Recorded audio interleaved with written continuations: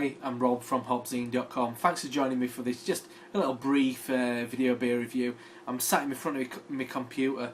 We're planning on a little holiday to Rome later this year, and I've just got really excited, and I've been reading up about all the kind of fantastic beer bars that have sprung up in Rome in the last couple of years, and all this reading, and I'm editing some other videos, just kind of rendering them now, and I just got really thirsty. And all this reading and reviewing and editing videos about beer, I just felt like having a beer. So it's the last beer of this beer, last bottle of this beer that I've got. I bought quite a few when I went down London recently. It's just one of those beers that I keep coming back to. It's just perfect. The beer in question is Stone's Levitation Ale. Stone Brewing Levitation. It's just one of those beers that it's low ABV, it's really easy drinking, it's just got a really good balance to it, and as I said, I'm thirsty, I want a drink, and I thought, why not give props to one of my favourite beers around with a little video. So let's get this open. I haven't even got a bottle opener this time, it's got a can opener. Oh, I can smell the hops already. This is probably not the freshest bottle you'll ever find of this beer.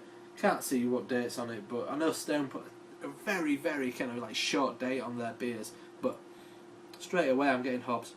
I'm just looking at their website. It says in there Columbus, Simcoe, Crystal, and Amarillo hops, but it classes it as an amber ale, and I've never considered it as an amber ale. I think mainly because I've never had great experiences with American amber ales like Rogue's Amber or the Calico from. Can't see what I'm doing. Calico from. Ballast Point. There's just a sweetness to American amber ales that I'm not that big a fan of, but this one I'm a huge fan of. And a couple of friends who've recently got a bit more excited about craft beer, they go crazy for this one, and whenever the opportunity arises for them to get their hands on this, they're always asking me. So what we've got here, it looks like bitter. You can't really see in this light, but for me it looks like a pint of bitter that I get in a pub, a really disappointing pint of English brown beer. Call me a member of the, as Zach Avery's called us, the I think crafterati. It was a kind of beer snobs, I guess. But you know, I can enjoy the simple things in beer as well. But it just it's a kind of a chestnut coloured ale. On the video, it looks a lot darker than I've got in front of me. A bit of an amber edge to it, a bit murky looking. I mean, it's not the most majestic looking beer you're going to ever have, but 4.4%. It's like I'll get onto that statement. I'm just going to make it in a minute, because every time I think of this beer, I always think of that anyway. On the nose, bready malts, a bit like the crust of brown bread. Lots of fresh hops, a little bit kind of doughy and yeasty, I guess. Oh, in a way, it does smell like a bit like a brown ale with a load of hops in it. But you don't have that sweetness a lot of American ambers do. It's not the best glass, I guess, for us, a shaker. Best glass looks cool though. Best glass for getting the aromas out of a beer, but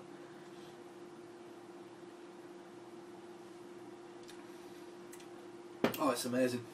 To start with, there's like a coupling of quite a bitter hop, not a citrusy kind of thing that much. A bitter hop, and once again, kind of brown bread, kind of biscuity. It tastes like, it's got a bit like a bitterness that an English bitter has. But then moving on, the hops come in. It's fresh and citrusy, piffy orange, and that's really nice. Like an earthy hoppiness to it. I think it's cracking. There's a certain, got my nose there. There's a kind of a smokiness to it as well, in a way. On the nose, maybe more than in the mouth.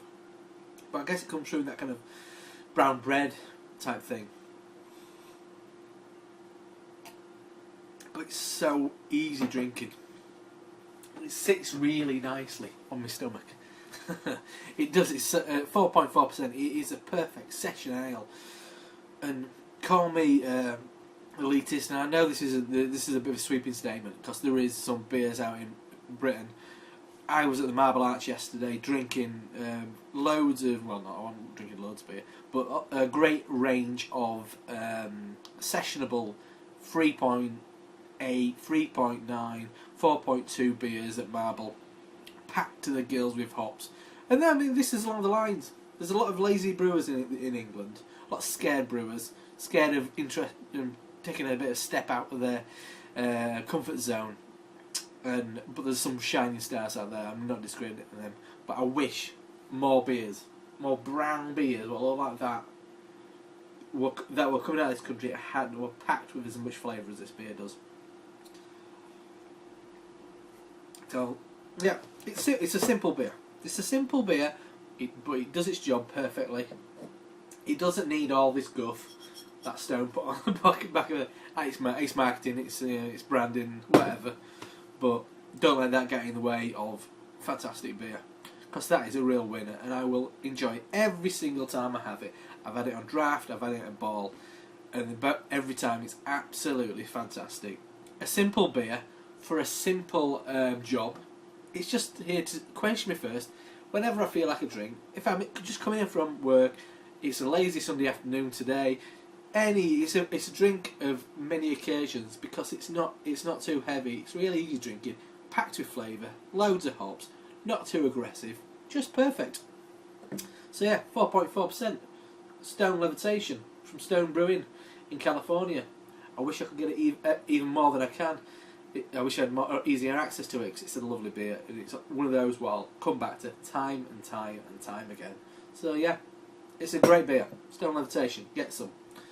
So thanks for joining me for this kind of less than glamorous setting with some dubious wallpaper behind me, and but just me and a glass of beer in front of a camera. You can't go wrong. Get some, enjoy it, stop messing about, and I'll see you soon. Thanks for joining me.